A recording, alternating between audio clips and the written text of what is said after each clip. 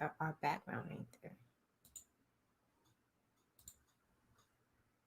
Oh man.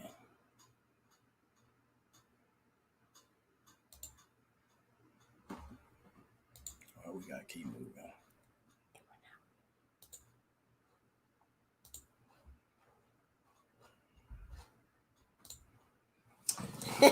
Well, evening, everyone. Man, if I tell you, the enemy is definitely against us on tonight. He does not want us to talk about this thing tonight. We have had some network problems in the past, but this right here, I don't know what's going on. So the normal stuff that happens is just not happening today. I can't explain it, but we're going to keep pressing forward because the idea is to get out the information no matter what our background looks like or whatever. I don't care. I don't care. So good evening to you all. I'm glad some of you are on. We know other people were probably like, are they on? What's going on? But hey, it is what it is. Hope you guys had a good weekend and you're pressing on during the week. You want to say anything hello, with everyone. Our green screen behind? Yeah. Hello. Pray all is well with everyone. Thank you for joining us. And if you would be so kind, go ahead and tag somebody to watch with you. Do a watch party on your page. And it's no problem if you invite them to come over to our page and like and follow Fred and Angela Jackson on Facebook. Yeah. So I want to do this when I can. I want to give a shout out. I know it's kind of hard for y'all to see. I'll try to show y'all a little bit. Let me go this way. Yeah, show y'all the power. Show y'all the power shirt on today. So I'm gonna send a shout out to my buddy out on the East Coast that does these shirts for me. The name of the company is Vex Graphics, and if you've been on my Instagram page, you've seen I've had some different shirts out, and just like everything, we always want to promote small business. So I wanted to shout him out on today to let him know, hey, I appreciate him. I appreciate the custom shirts. I had another one on today, but it didn't work right with the green screen, but now the green screen is here, so I guess I could have wore it anyway. Right? Because it didn't matter. So we want to today talk about a very serious subject. I was checked a couple of weeks ago when I said, "Oh man, we can do this. We can do this like the last week, or I think I either said the last Tuesday in October. Yeah, the third Tuesday in October. Yeah, in October we could talk about this, and I got checked up and down that no, we can't That's do too that. Late. It's too late, and we really need to get on this now. There's a whole bunch of variables that we want to share tonight. We have a great person to give us this information. This is my big brother. He works at Faith in the Valley, and I'm gonna let him explain what all of that is. But he's gonna share some things with us tonight regarding voting.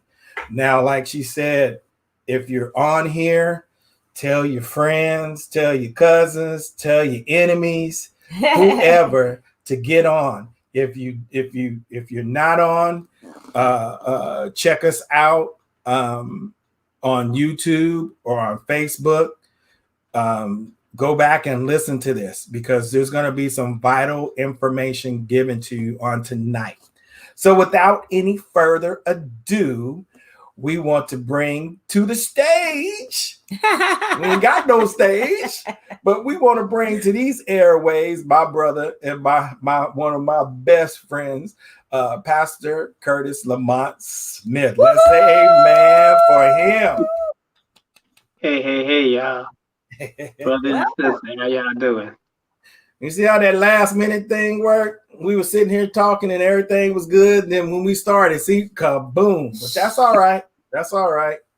We ain't gonna worry about it.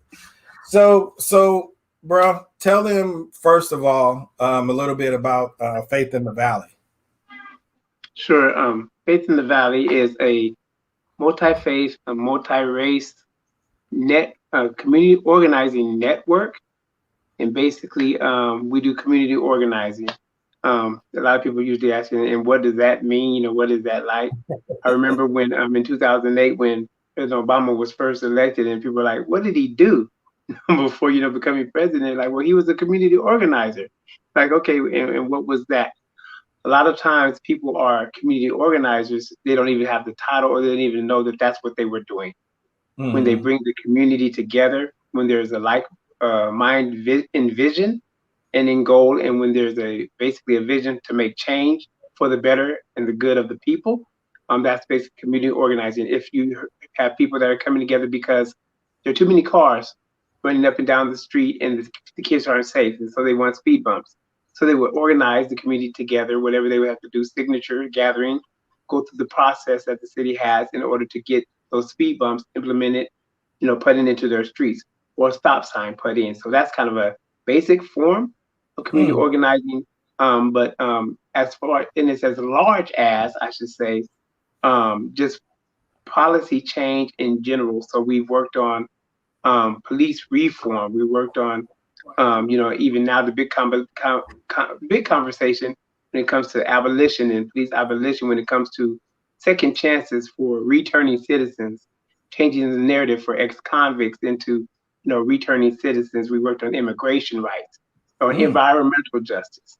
So all those things, basically, it boils down to justice for those who are most marginalized, and those who are usually the being the voice for the voiceless, and building up power for the powerless. And we do it from a faith-based lens, meaning that we organize with multi-faith, so congregations, mosques, temples, and all those type of things. The basic concept is that we're not proselytizing, nor are we looking at what you believe in, but basically, if it's raining on one side of the town and there's a mosque, and there's a Baptist church, and there's a Kojic and a Catholic church, the rain is falling on every one of those. It's not picking which faith to drop the rain on. Everybody is involved in that. And so how do we come together collectively to organize ourselves together in order to make change for the people? And so Faith in the Valley is located, our primary location is the Central Valley of California. We are an organization that consists of 5 counties: San Joaquin County, Stanislaus County, Merced County, Fresno County, and Kern County. Oh, so we're the Central Valley, the Calabama. Alabama.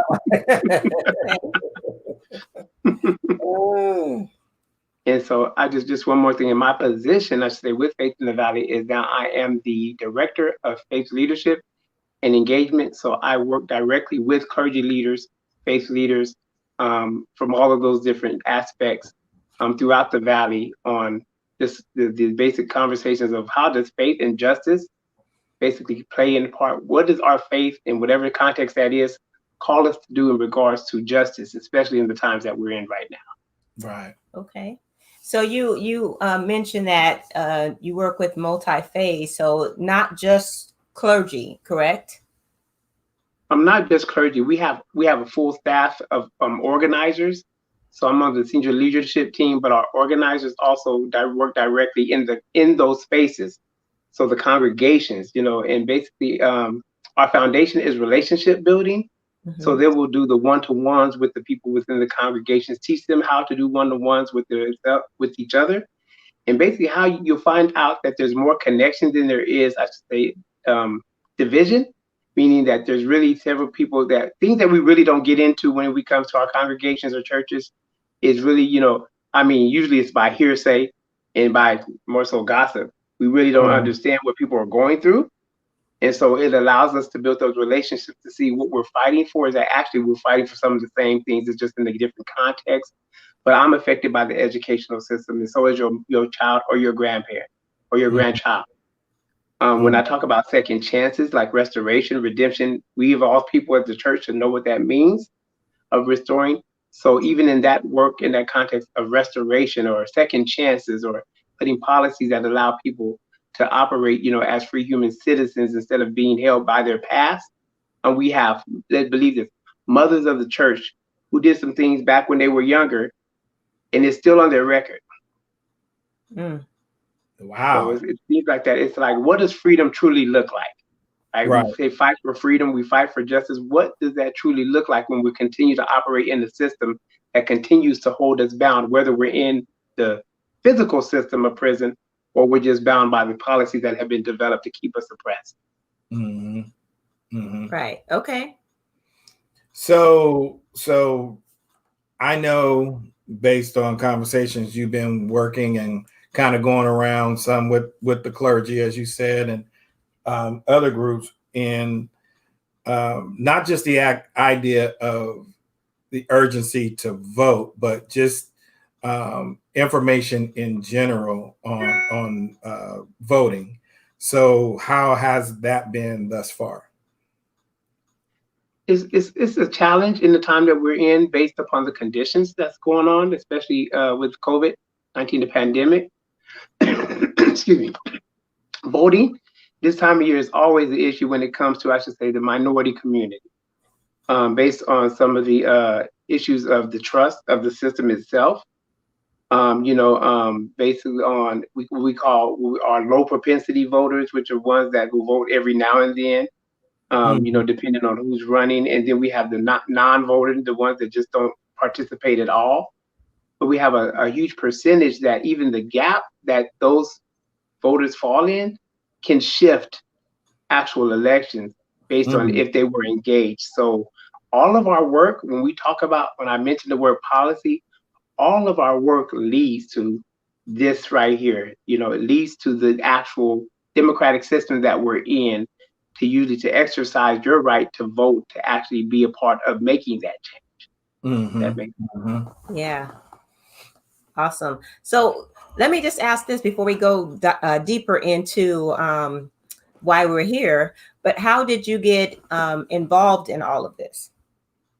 That's a good question. Well, I'm definitely, I'm in the ministry, and I really didn't plan. Fred knows I did not plan this direction for my life. But it was a combination. I mean, it was the call, I should say, definitely not but was the call that when I became a minister, and I read about read in the Old Testament, New Testament prophets, I read about the advocacy, read about how, the prophets were going back to the Israelites and basically telling them the word of God, you've forgotten about, the poor, the needy, you've forgotten. And so I saw that as ministry. It wasn't just a piece of salvation, but it was like, okay, I can't just concentrate on the soul, but there's the mind, body, and soul that all goes together.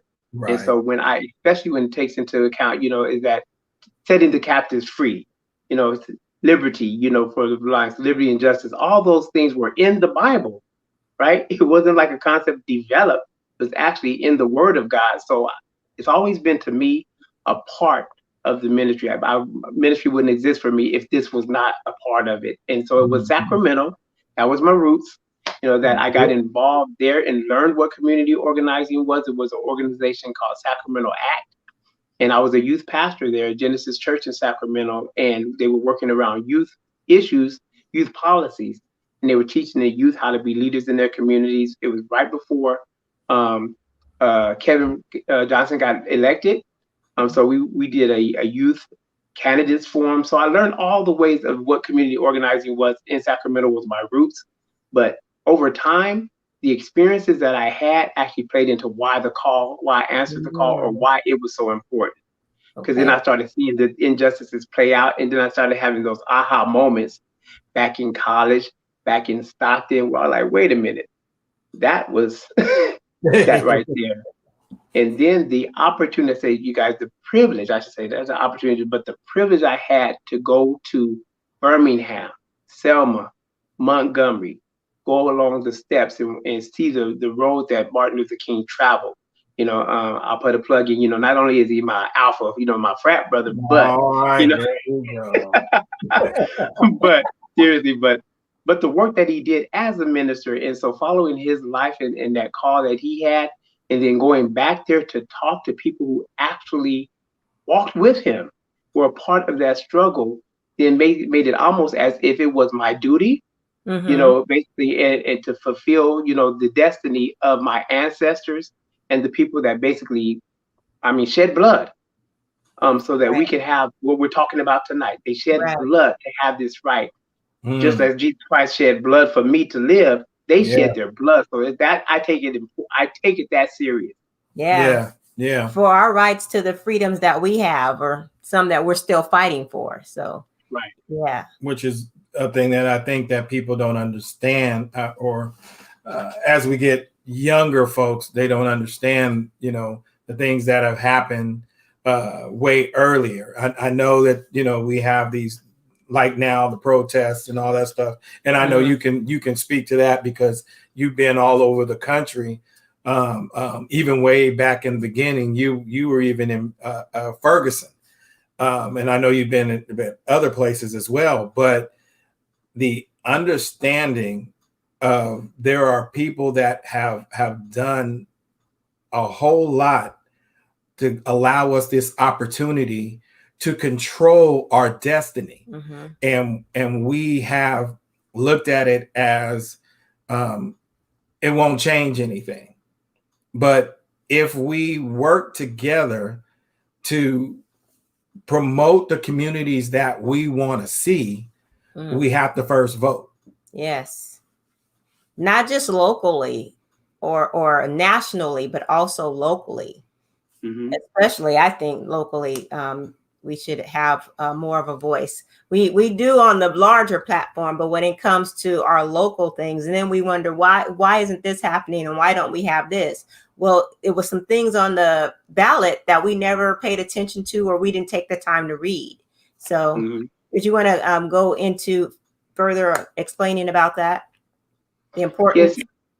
Yes. It seems like we what we do is we tend to demonize what we don't understand.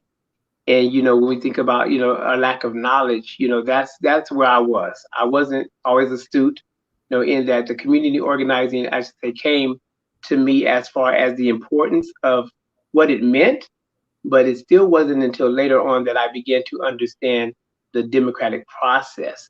I began to understand, the law in a sense, and I'm still not there, but I understand much more now because of what I've leaned into. I thought, even when I started participating in voting, I thought, pass the bill, we good, right? But I Yeah. didn't understand that you had to continue on with where did it go after it was passed, whose hands did it end up in, the hearings that were taking place where it was still being formed, and then we were like, why did it change, once we implemented? Why didn't it play out the way we thought? Because there was negotiations that took place, and guess who was not at the table? We weren't at the table, right? So, the whole saying that anything that you do for me, not with me is done to me, right? So basically, when we're not at the table, what they say, we're on the menu.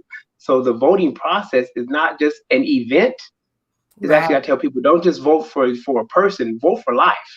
Right. Because you have to be engaged in the process and knowledgeable. You don't have to know everything, but with all the, I should say, connections, social media, even the different relationships we have, if this becomes part of our conversation, even I want to lift that up tonight, even as we go into deeper, is that have a ballot party. Get your ballots, have a ballot party, get on and go through and discuss what's on there so you can help each other figure it out. People may know more about one part, than they know about the other. And so as they get together, we know how to get together, have a good barbecue and get, good time for things, but let's put a focus on it, and so therefore we help educate each other. Right. And I wanted to share this disclaimer. We are in no way trying to encourage someone to vote for any person or any measure or anything like that. Absolutely. We're just giving information so that it can help you in determining which way and who you may vote for. Yeah. But we do want you to understand the importance of voting, and not voting, and what that causes. Yes. So that's our purpose. Not to tell you who to vote for, but the importance of why you should vote and what happens when you don't vote. And we got some other things. Hopefully, you already saw we had some technical difficulties, but we want to share something with you that is very important to hear, of why it's important to vote and who you vote for, and understanding that person's policies. So yes. So with this upcoming election, and not so many Tuesdays from now, what are some of the things that we should do now in preparation for that event? What I would suggest now, Angela, is that first of all, people should definitely make sure that they're registered. I would, I don't have, I know you guys have a large viewing view, so whatever your county is, there are websites. I mean, even if you just Google, Registrar's Office or Election 2020 and put your county, information will come up with your registrar's office. So check into what your dates are that are important for you in your election in your area. In general, most of them, like for states, so ballots should be coming to everyone October 5th. That should be statewide for the state of California. If you haven't received it within that week, you should contact your registrar's office. Before that, you can actually check the registrar's the website, for voting, and look at your status. There's a couple websites that are out, but there's one that's vote.org. That's pretty easy, vote.org. And you can check, vote.org, and you can check your status. Okay. There's another one, where's my ballot, and you can type that in Google. It's a longer URL, but you say, where's my ballot?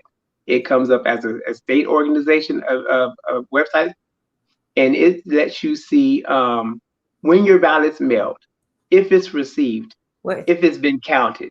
And that's a website as well. Where's my ballot?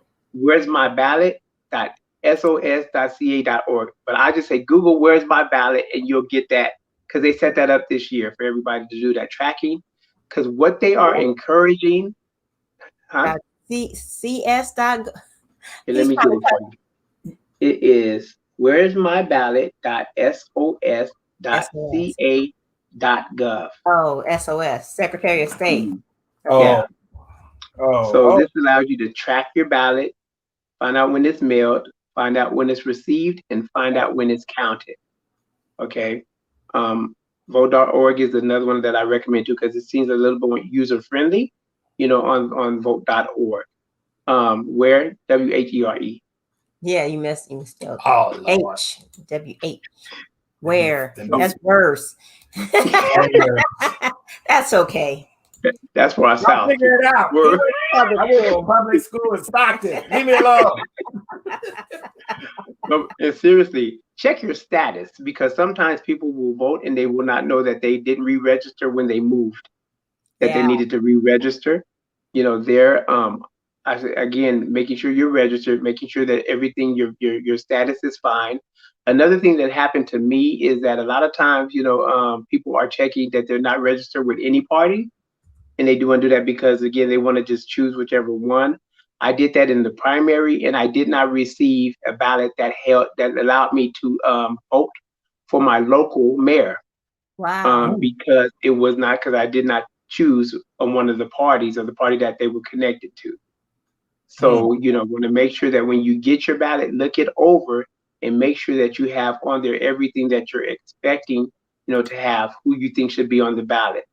That's the other thing, is being knowledgeable about pulling up, who's running for what and what you can vote for. Some people have in district voting where they can only vote for council in their district. Some have it where citywide, where they can vote for city council citywide. Someone on the south can vote for someone on the north. So it's really, I would say connect, find out what's going on in your area. Candidates forums, who's holding the candidates forums there? Find out what they're saying. Because I always tell people, especially people of faith, that I vote what your values are. Listen to who is saying what you need to, not just what you need to hear because they're politicians, right? So I'm not going to even put that in there, but like just what you need to hear.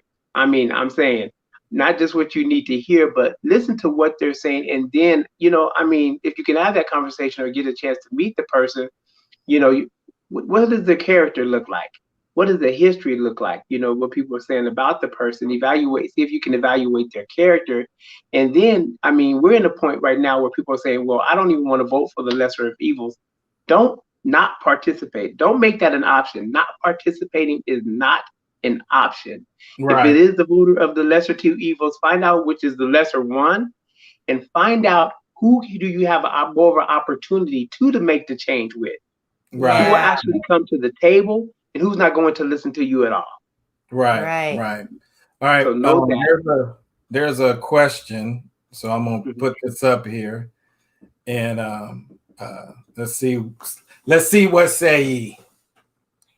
There are many people that say that their vote doesn't count and will not vote because of it.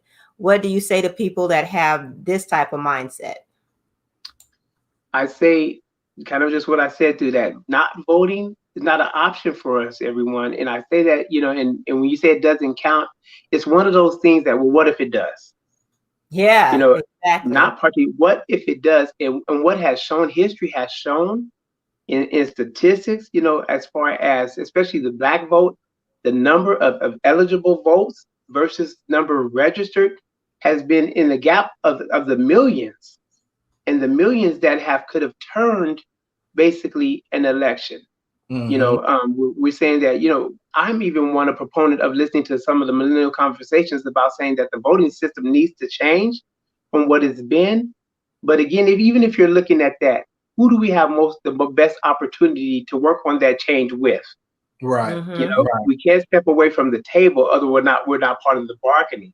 We're not a part of the change structure. So I would say, and for me, again, what I mentioned earlier, when I sit with people from the 60s that got their head bashed in by the cops because they were trying to get to vote. I call her a young lady, but she was in her 70s.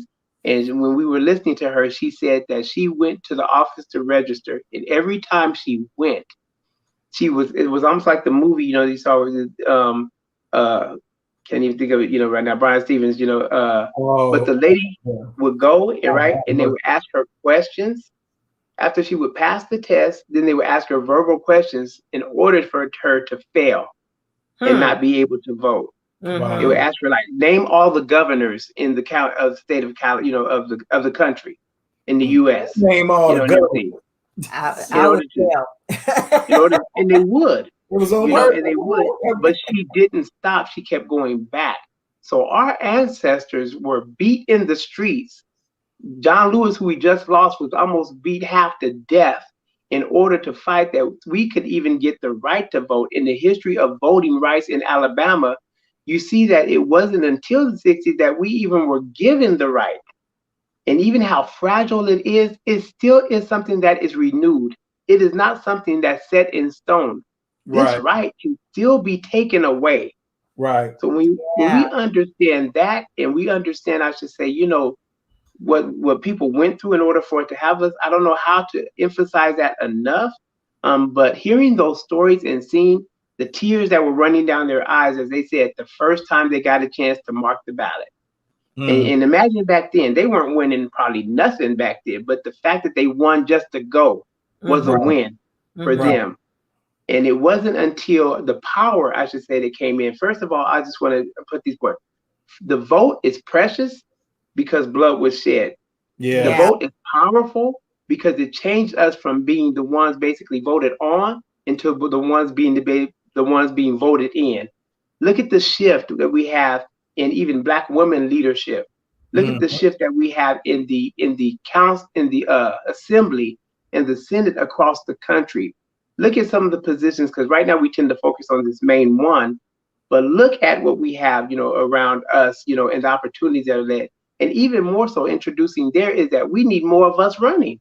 Yeah. Right. We need Right. more of us running, being lifted up as leaders and running for these offices and local offices. And then finally, not only is it precious, not only is it powerful, but it is personal because your vote belongs to you, and no one can use your vote. Mm-hmm. No, that's your personal power, and no one can use it. Now, we need to get into a place where they can never take it away from us, but Mm. no one can use your vote. They can't vote for you. They can't impersonate you or anything like that. That's your personal power, and you don't need money.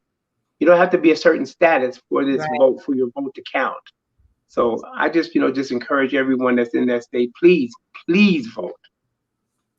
Now, you said that ballot should be mailed to us October 5th. Yes. So Okay. everything is vote by mail. I'm just telling you, even if you haven't registered for it. I'm not sure about Sacramento, but I know with San Joaquin County, 80% of voting is already done by mail here. So you can find that out at your registrar's office. Like, they will know the percentage. So they're not really concerned for California because California uses the system already. But it is their concern for whatever the gap is for that to 100%. So if it's 80, the 20 that don't use it, what are their concerns? What are their fears? Why don't they use the vote by mail system? And will that be a hindrance, to them now? So, so as you were saying, kind of what can you do now? So knowing how it's going to happen is important. I kind of want to just share a little bit about that. Is there are going to be voting service centers set up in your counties. So you will not have the personal polling places like at the churches and things like that, because the Department of Health, the demands that they're making based on COVID is they wanted at least 2,400 square foot spaces for these to occur. So you have them looking at commercial buildings. You have them looking at, and it should be published on the site now where they're going to be, Okay. and then how many that they're going to be in the county. And it's not based on geographic location. Whichever one is best for you, you go to anyone that you want to go to. In those centers, you can actually take your ballot, drop them off, pick up a ballot. So even for California, some of the things that we have, I say, a benefit here that are not in other places is that voter fraud is the biggest thing that people are thinking about here. We don't have the same concern as the South in voter suppression. The suppression that's going on there based on IDs, based on, the locations, based on polling places and times. Those are the fights that they're fighting in many of those states that are in the South and back East. We don't have that going on here. The fraud thing is what people are mostly concerned about because of the mail system. They have put some checks and balances in place, even with all of the controversy that's going on with the mail right now, is that they are already set. They are so set that even if you don't have your ballot the day before the election, it's done November 3rd, they will deliver it to you if you call the office and tell them, I didn't get my ballot. Wow. You can go to the service center and pick up a ballot for someone. You have to check with your county as far as dropping off someone else's ballot. When I checked for San Joaquin, they did say that up to 100 ballots can be delivered by one person. So we thought about the idea of collecting them for our church and then going and delivering them, since you having a trusted messenger, if they're not trusting the U.S. postal system, having a trusted messenger to take it down, especially for our elderly, and deliver it to them. But again, the concept for this season is being safe and giving you the opportunity to be in the comfort of your own home and using the system of mailing in your ballot. So that was another thought of mine, is mailing it in versus dropping it off at one of the service centers. And that, for me, I was going to just drop it off. I didn't want to trust the U.S. Postal Service either, because mail has been getting slower in these past few months. It hasn't been very reliable, because I do a lot of mailing using the U.S. Postal Service. And so I've seen the patterns where it's taken something that should have been delivered within 2 to 3 days. It's taken it 5 to 6 days. So I am a proponent of dropping it off. So, just for me, I'm not saying for anybody else that's watching or may watch this later on to not mail it, but I would highly consider dropping it off at one of the service centers. Or what's another place, if it's not a service center, what's another place where we can drop our ballot off for it to be received? Usually they have it set up so you can also drop it off at the post office themselves, because usually they have those open. You can also go to the office of registrars in your county, Okay. and drop it off there. And that's a whole great introduction, Angela, for the period of voting. It's not just November 3rd, everyone. Okay, so as we're saying, be ready. I'm telling you guys, be ready for it by being educated. Looking for your ballot, knowing that you have the tools. But also, I'm going to put the word rush, in there too, because of what you expressed, Angela. Because I believe that because of the way the postal system is that there's going to be a great delay in our results, coming forward, and everything. So even me myself, I feel the same way you're saying about going and dropping it off at one of those, at a service center. But the period of voting, understand this: once you get your ballot, the Office of Registrars opened that date to take ballots on the 5th of October. From the 5th of October to November 3rd, you can drop your ballot off at the Office of Registrars yourself. Okay. The voting service centers will be open 3 days prior to November 3rd election day. So you've got what's that? Saturday, Sunday, Monday, Tuesday to go to the service centers. You don't have to crowd it all on November 3rd, nor does it have to be an issue of a work schedule or anything like that. Right. They're open for 4 days, up until November 3rd. The date November 3rd means last day, no more. Right. That's it.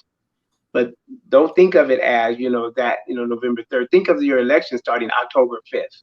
Right. That's good. Right. We shouldn't wait until November 3rd to either try to drop it off at a service center or mail it.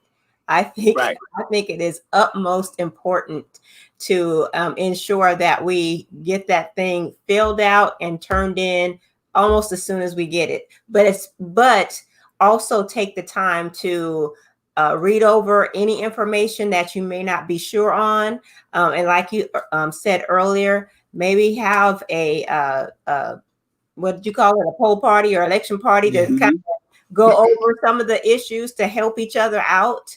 Not to tell you how to vote or who to vote for again, but to at least help you become more informed of the, whatever the measure is, or the candidate or whatever that may be, so that you can make an informed choice. Right. And to and to put that out, is that actually what I found out too, is that even for me, is that in the past, you can't go by titles, because sometimes you'll look at a title and you'll be like, well, that sounds good. And you mark the ballot, right? Right. The other issues that they have too is they call it voting down your ballot. Some people will only vote for the candidates in the races that they're familiar with, and then they'll leave the rest and they won't vote the rest so they don't vote down on the ballot. So it's good for us to have these discussions so that we can talk about what's on there. And then we actually get to ask questions and learn more about it, by doing that. Because, and then I do want to give another, it's called calmatters.org. CAL Matters, it means California Matters, calmatters.org. That lists out the California's propositions. Okay. It lists them out there. There's voter guides and everything that are, online, that you can actually go through. And a lot of times what we call it in our work is when we come together and we talk about it, we're breaking down the blah, blah, blah, right? We're breaking down all of the other things that are behind it, asking the real questions behind it. And if you don't mind, just quickly, they're categorized, so I can, list some of them that's on there that are in categories that would probably be of interest, to people. And I can give those real quick, tonight, if you don't mind. So Sure. There is a category of race and civil rights propositions. Those are 16, 17, and 18. Prop 16 is about the ending of the ban on affirmative action. Affirmative action was banned, in prior elections, and this is actually restoring affirmative action back. Is Proposition 16. Proposition 17 is restoring the right to vote for people who are on parole. They don't have the right to vote. And then Proposition 18 is letting 17-year-olds who are going to be 18 by the next election, letting them vote at 17. So those are the race and civil rights propositions. There are 3 that are on housing. And then there's Proposition 15. That one there is basically dealing with the Proposition 13 from back in the 70s. That is the measure basically that says fair share is making corporations pay their fair share. And what happened in the 70s when Prop 13 was passed for, for property taxes for homeowners, it made it beneficial for homeowners. But what it did is it created a loophole. Those are always somewhere, right? Loophole for corporations that if they had not moved, if they haven't moved from their property since that time, guess what? Their assessment of their property taxes is the same from it was in 1978. What? So think about a business who has never moved and they've owned the same location, for that same time. So think about like maybe a mall location that's been there since 1978, and the people that own that property, have never moved since then, and they are only paying property taxes based on that assessment. It's not unless they're a new owner. If they're the same owner, I'll give you something real easy to think. Disneyland, never moved, same location, paying taxes assessed from back in 1970s. Wow. So basically, what this would do that much as they charge. So what this will do is make them pay their fair share. And if you guys can think of that time, it's a direct correlation between the time schools start being defunded and losing money and going down. At the same time, programs started to be taken away, the extracurricular programs, band and home ec and CHOP and all of those things. So there's a correlation between that money that was going to our school system. So what this will do is will actually bring close to $90 billion to California annually, and 40% directly goes to schools off the top. And then the rest of it, as I was talking about, has to be negotiated. You can't leave the table because you got to find out, okay, if we get that, where is it going? What's it going to be used for? It needs to be in our communities. It needs to be in our community centers. It needs to be invested into our kids. So that's 15. 19 is the property tax breaks and closing on the Lebowski is another loophole. I'll encourage people to read that Prop 19. Prop 21 is reintroducing rent control again because it failed last time. So this is about a rent control measure. The next set of props are about crime, and they're calling it How Tough on crime. There's Prop 25. It's about cash bail. It was passed before that there wasn't going to be cash bail in California because basically it made it a system of if you couldn't afford it, then you were jailed. So it made it almost an economic system more than it was, a system that was fair. So this one is basically brought up again, basically to give people the chance to say remove what was already done. And several of these are that. This is what happens with the chess, right? Several things were passed for the people that would benefit, and now there's laws back on here to remove what was passed last time. So read them carefully. The Prop 20 is rolling back the Brown era leniency. What they call that is they feel that Governor Brown had passed some things in his last few years, like Prop 47, 57, and there's a lot of things that basically reclassified some of the convictions, and it allowed some low crime, nonviolent crime offenses such as the marijuana charges and things that had people in prison for years to be reclassified and then for them to be released and back into reentry systems. So the monies and savings from these programs were actually put into reentry programs and put into basically services to help that population. Prop 20 is to roll back those laws and basically now be tougher on crime. Wow.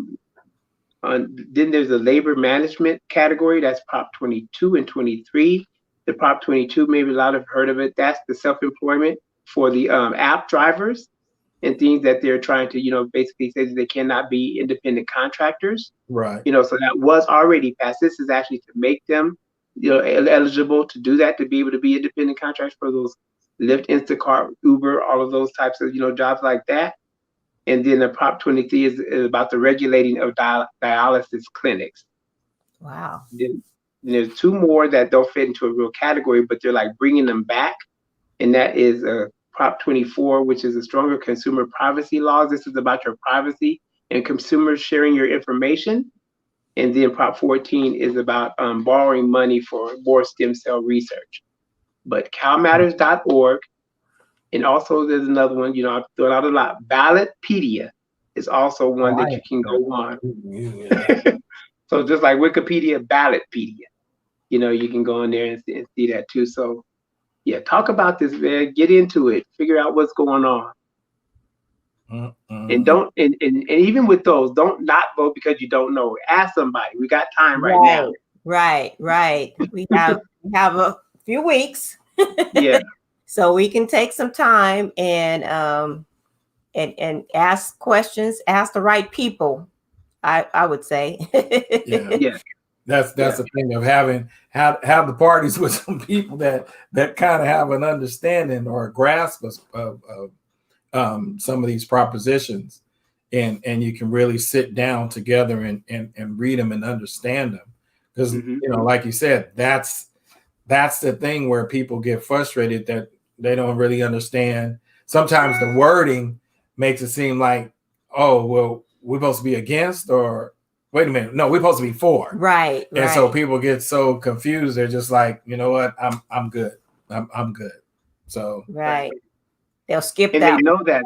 The lawmakers know that. They know when they are putting those ballots together, they know that in the first phrasing of the sentence, they actually have people that they hire to help them with their framing, because they know if you don't read it down, they can get you in the first beginning statement. So it's important that you look through everything or get with somebody that you can actually go through it all with, because they know either the phrase can get you the title of it alone, or just the first captions of the first few sentences, and then they're like, "We got our vote." Right. Yeah. Right. So. Yeah. So we wanted to stay local, because we didn't want people to think that we were trying to tell people to vote for. But if this system will stay up, glory to God. Jesus. We want to share something that you shared with me, of the importance of why you vote for whatever commander in chief that you vote for. Once again, we're not trying to tell people who to vote for, but the idea of understanding the totality of not voting, of what goes into all of that, and what power that our presidents, our national officials, what they have. And so this clip that you sent me was so powerful. I wanted us to play it. So we're going to all get our Holy Ghost together. And I'm going to try to play this clip. Yes. It's about a 3-minute clip, you all, but it shows why it's important. Like we said, we want to keep stating, we're not telling you who to vote for, but when you put people in office, they have an agenda. And if it's not part of your agenda, it can affect your life for maybe the rest of your life. Maybe. So I'm going to attempt to do this. So y'all pray. And here we go. This is from Pastor Wesley out of I want to say his name of his church is Alfred Street. I don't want to mess it up, but here we go.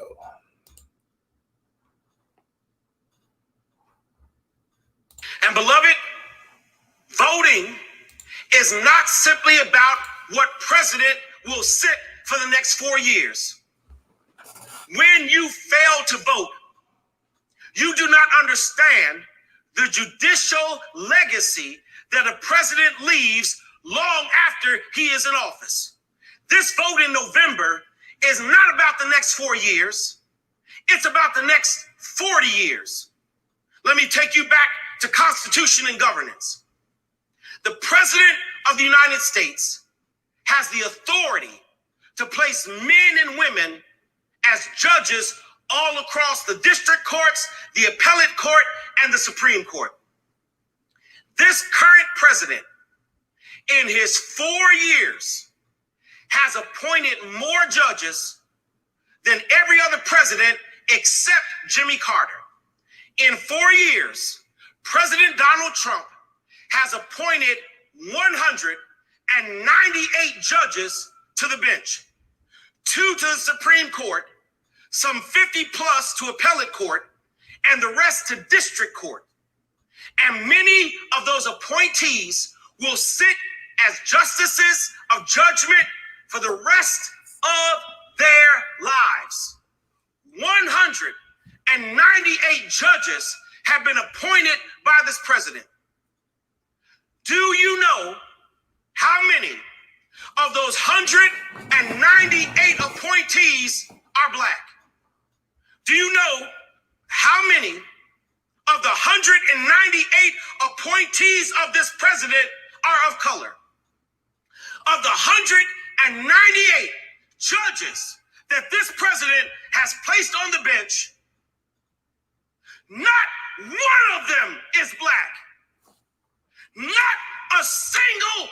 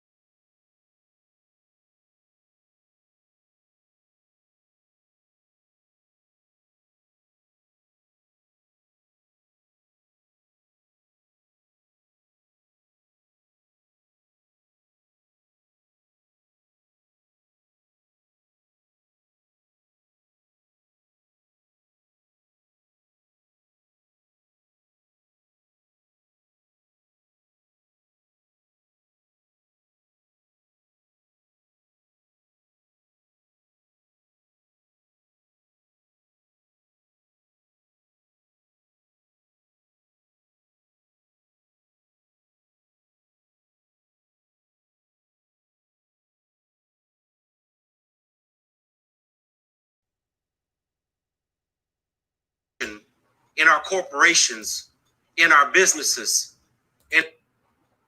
Wow. All right, I think we back. We back live. Are you there? Woo, praise Yes. God. Praise God. Wow. Yeah, that really hit me because in a lot of my conversations that I've had with people, that's been their thing is, they're just focused on the president. But that shows that it is important because there's an ability to create a legacy of something that you won't be a part of if you don't do something about it. And I am just so grateful for that because it really put the whole thing of what we were talking about earlier of people have died so that we have this opportunity to vote. And this is why it is bigger than national. We have to look at local. We have to look at state. But when we look at national, we have to look at who is going to do policies, who are going to pass laws that benefit us 30, 40, 50 years later. So Yeah. Thank you, sir. Thank you for finding that. No problem. It's, and it's just a matter of the fact is that we're so used to being reactionary, to the things that happen when people are, I always say this is that we have to learn how to start playing chess and not checkers, because these are things that are not. I mean, there's a strategy behind the office that's going on right now and what he mentioned. So it wasn't like, well, I think this is something I need to do today. There was like, if I get into the office, this is what we're going to do. I even know that on a local level, when I was, when I've researched certain things about candidates running, even within our county, I noticed people that are being put up for offices, I say to run, because they're looking at, and I say they, when I say who's for you and who's against you, is that most of the time people are looking at who do they put in place, checkers, right? Where do we need to put this person in order for this to be secure? Because they're looking down the line, right? They're looking, as they're looking way further ahead. And we need to start having that same mindset. When we're talking about leaving generational legacies, we can't just focus on finance. We have to understand that this does affect, even that. So what legacy, what are we doing now that's going to be beneficial 50 years from now for generations, our kids and our kids' kids and their grandkids and things like that. Yeah. Yeah. Yeah. That was quite amazing. I mean, we fail to remember sometimes that what someone does now doesn't just impact our next 4 years. It impacts way further down. Which when you were speaking about voting and there was one part he was talking about that repealing some of the propositions that Governor Brown did. So now they see how it worked after it was passed under his regime, but now they're trying to change those because they're still impacting us today. Mm-hmm. And this is something that he did, many years ago. So now they're trying to change that so that our future would look different than what it looks today. And that's the same with how some of the actions that all of our elected officials do when they pass certain laws and governance like that. It goes forward way further than we can even think, and it could impact our children's children. Like you said, that legacy, it could impact them in such a way that it may need to be repealed and turned. Right. You have to really put the lens on of focusing on who profits off of the way things are like they are now. Yes. Who profits? Somebody is. Somebody doesn't want it. So when they're strategizing to turn things back around, it's because somebody didn't disrupt it. Somebody's disrupted the status quo, their system. Yeah. And so they don't like disruption of the system. That's the whole thing about protesting. They don't like disruption. So somebody then got into our business, right? Somebody did, and basically, they affected our flow of money. Yeah. So if they're affecting our prison system, so now the corporations that profit off of the prison system, they affected us. You're talking about the cash bail system. They're affecting our money. Follow the money. Follow who profits. And then understand, and I want to say this directly to our faith community that's listening, is that we've been very good at mercy service, right? It's the justice part we need to add on and incorporate, because we're good at feed the hungry, clothe, I say those who are, who need clothing, the naked, visit, the sick. We're good at that. And so just picture this, you've got babies that are being thrown in the river. The church has been good at being at the end of the river, picking the babies out the river, taking them in and caring for them, right? We got the Moses example. Very seldom have we gone to go see who's at the top of this river putting these babies in the river in the first place. That's what this voting process is about. Let's go see the systems that basically has our people in the position why they're in now. Why are people coming to the food lines like they are? Why is COVID affecting our communities more than it's affecting somebody else's? Right. It's the disparities that exist that are within our system that targets it. COVID's not racist. The system directs of it to our community. Right. And we got to use the system that we've got in our hands. Until we change it, it's what we've got. Right. Right. Are you trying to find something? No, I just what he was saying, and I'm trying to remember the gentleman's name. He's on Irvin View, and he's a pastor. I want to say his last name is Soros, but I just didn't want to get it wrong. But I started listening to him, and that's his name, DeForest Soros, Soaries,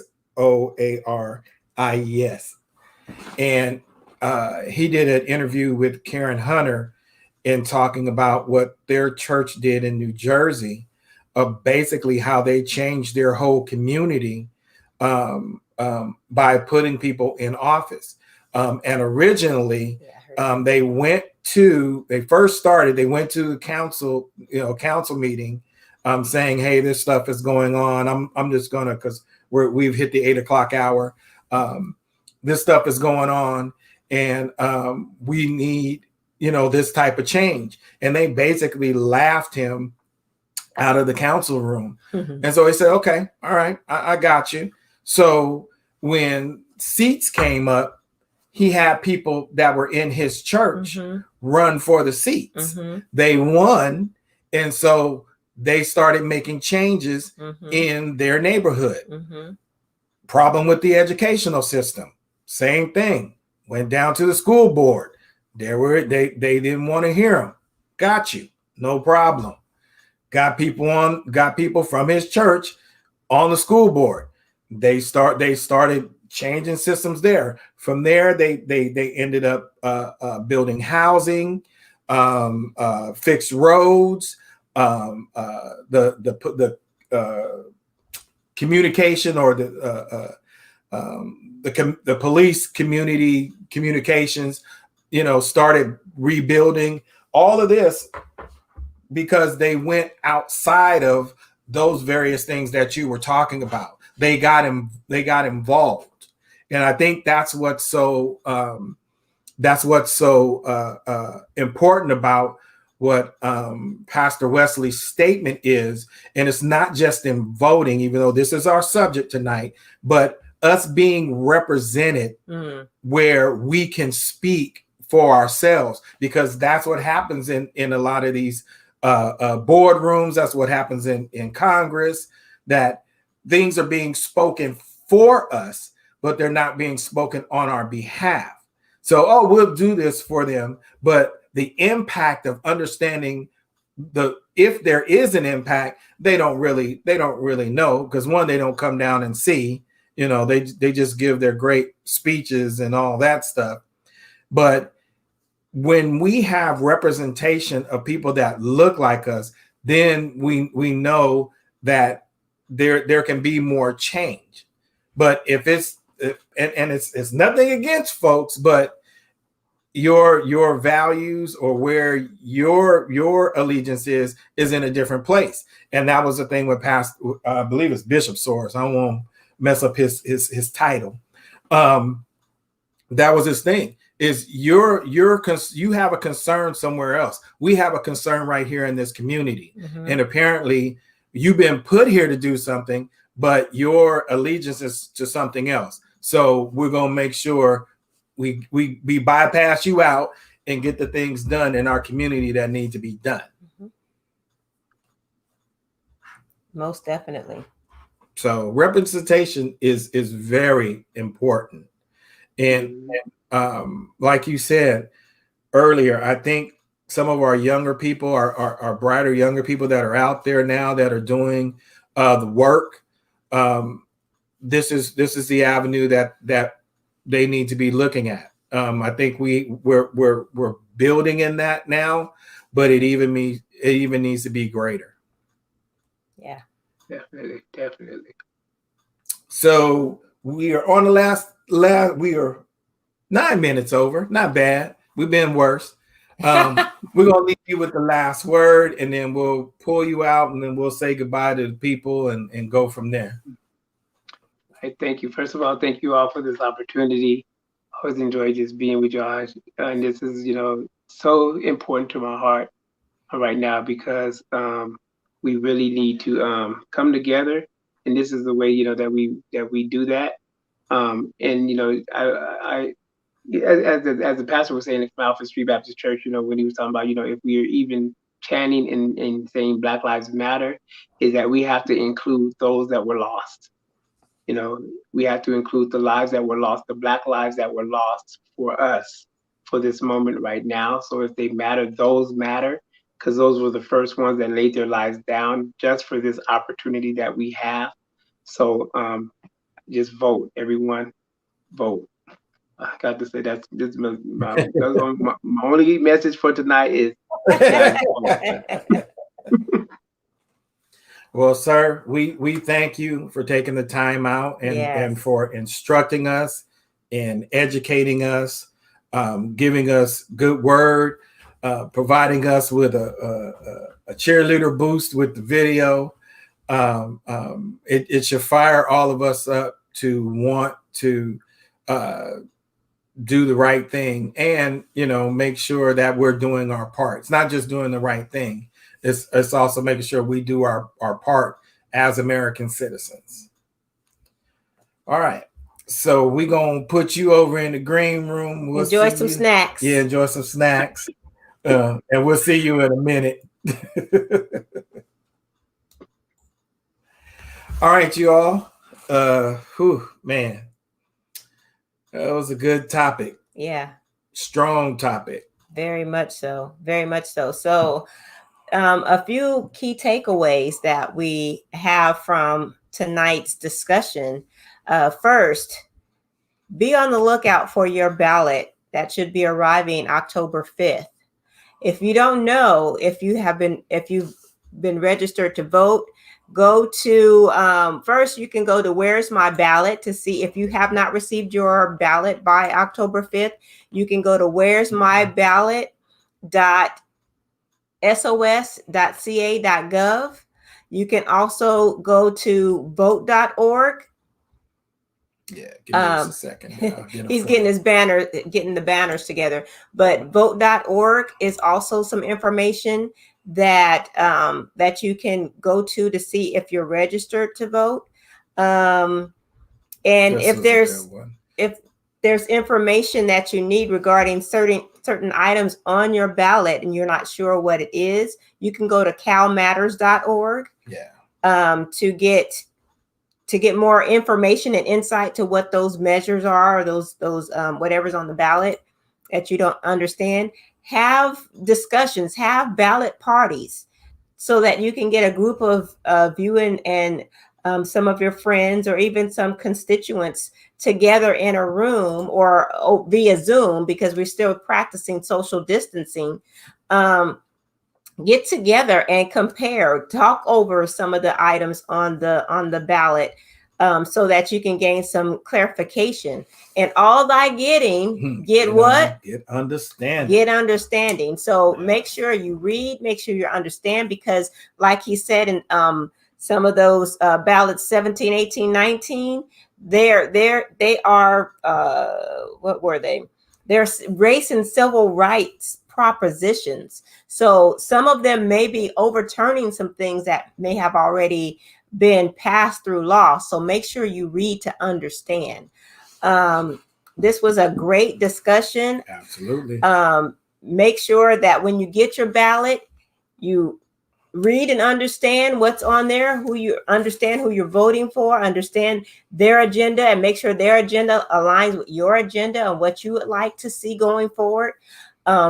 Turn your ballot in. This is just my recommendation. You can do whatever you want, but I would strongly consider turning in your ballot into a voter service center instead of mailing it, and do it as early as you can before the November 3rd deadline.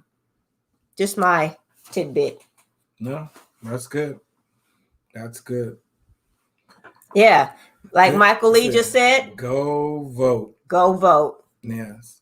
Return your ballot, because we're not really going to any actual polling places, we're going to be submitting our ballots either through the post office or through a service center. Everything will be handled via mail. No in-person polls or anything like that. So it's very, very important that and if you lose your ballot, he said you can even go to the post office, correct? Yeah, or the register. Or the register, your county registrar's office, you can go pick up another ballot. Gwen asked, will we have one of them parties? We can have a Zoom party. Yes, definitely. So we'll have to look into doing that. We definitely want to, as doing this type of journalism, so to speak. We ain't verified journalists and nothing like that, but to be able to provide a platform for information, whatever part that we can play, we want to do that, because at the end of the day, like I said, we want to be represented. We want to have a voice. We want to be part of whatever the agenda is, nationally, statewide, and locally. We want to be in the agenda. I saw something last night on Facebook that just disturbed me. Well, that's here locally. So I should be looking to hear if there's something going on in the city, if there's going to be some action taken on the police department for what I saw. But if we just see it and we just say, oh, well, it's up to all of us to help to build these relations, and not allow people to make us feel some kind of way. It ain't that bad. All of those things. I don't want to get into that. That's a whole nother night, a whole nother subject.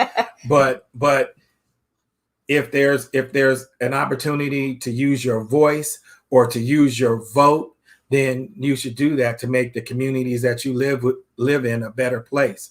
We all want that. And like I said, not trying to turn this into something. I don't know why people seem to think that some of us want to be in chaos. We don't. We want good schools, good neighborhoods, good policing, just like everybody else. We just have some things that we have to work through. Mm-hmm. So let's work through it in protesting. Let's work through it through voting. Let's work through it even just within our own street.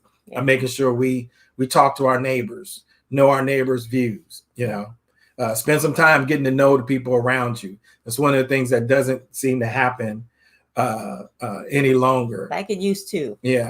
People are good at being in their own house and being around their own people. It's in your own bubble. So voting matters, and please make sure that you take time to put in your vote.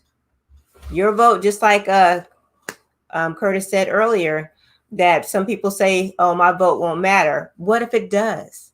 What if your vote is the one that can tip the scale just that one more degree further to whichever side that you're on?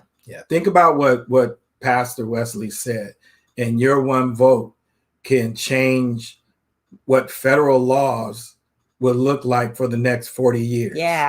Think about that when you say that your vote doesn't matter. That's a big thing. We may be focused on who the president is, but past that, what power that he has or she has to put people in place that create the laws that you have to exist with. Your one vote could change that. So we bid you all a good night.